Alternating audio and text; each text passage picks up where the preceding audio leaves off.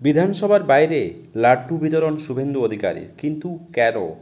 রাজ্য সরকারের জারি করা নতুন ওবিসি বিজ্ঞপ্তি, কলকাতা হাইকোর্টের অন্তর্বর্তী স্থগিতাদেশের পর রাজ্য রাজনীতিতে উত্তেজনা চরমে। মঙ্গলবার হাইকোর্টের রায়ের বড় ধাক্কা খায় রাজ্য সরকার, আর সেই রায়ের প্রেক্ষিতেই বুধবার বিধানসভার বাইরে লাড্ডু বিতরণ করলেন বিরোধী দলনেতা শুভেন্দু অধিকারী। বাজানো হয় কাঁসর এবং করতাল।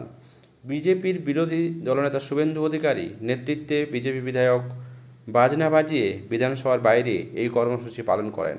সাধারণ মানুষকে এই মিষ্টি বিতরণ করা হয়। প্রসঙ্গত, মঙ্গলবারে কালীগঞ্জে উপনির্বাচনের প্রচারে গিয়ে শুভেন্দু অধিকারী ঘোষণা করেছিলেন যে হাইকোর্টের রায়ের পরদিন বিধানসভায় তারা উৎসব পালন করবেন। বিজেপির দাবি, রাজ্য সরকারের ওবিসি সংরক্ষণ নিয়ে বারবার তোষণমূলক রাজনীতি করছে।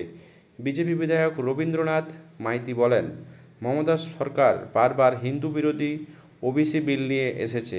হাইকোর্ট থাপ্পড় মেরে সেই বিলকে স্থগিতাদেশ দিয়েছেন।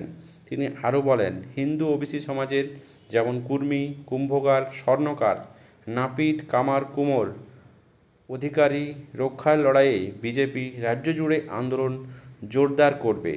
ওবিসি বিজ্ঞপ্তির পর অন্তর্বর্তী স্থগিতাদেশ। উল্লেখ্য, মঙ্গলবার বিচারপতি তপব্রত চক্রবর্তী ও বিচারপতি রাজশেখর মান্থার ডিভিশন বেঞ্চে রাজ্য সরকারের নতুন ওবিসি বিজ্ঞপ্তির উপর অন্তর্বর্তী স্থগিতাদেশ জারি করে। বিজ্ঞপ্তির 140টি জাতিকে ওবিসি তালিকাভুক্ত করা হয়েছিল। আদালতের নির্দেশ অনুযায়ী 2010 সালের আগে 1993 সালের আইনের ভিত্তিতে যারা ওবিসি শংসাপত্র পেয়েছেন তাদের ক্ষেত্রেই এই রায় প্রযোজ্য নয়। তাদের চাকরি বা ভর্তিতে কোনো বাধা থাকছে না। রাজ্য সরকারের পক্ষ থেকে এখনও পর্যন্ত এই রায়ের বিরুদ্ধে পরবর্তী আইনি পদক্ষেপের ঘোষণা করা হয়নি। তবে রাজনৈতিক পর্যবেক্ষকদের মতে বিষয়টি সুপ্রিম কোর্ট পর্যন্ত গড়াতে পারে। দর্শক, এই যে ওবিসি সংরক্ষণের স্থগিতাদেশ, এটি অন্যান্য উপজাতির ক্ষেত্রে কতটা যুক্তিযুক্ত হবে তা অবশ্যই আপনাদের মতামত কমেন্ট বক্সে কমেন্ট করবেন। চ্যানেল নতুন হলে সাবস্ক্রাইব করে পাশে থাকবেন।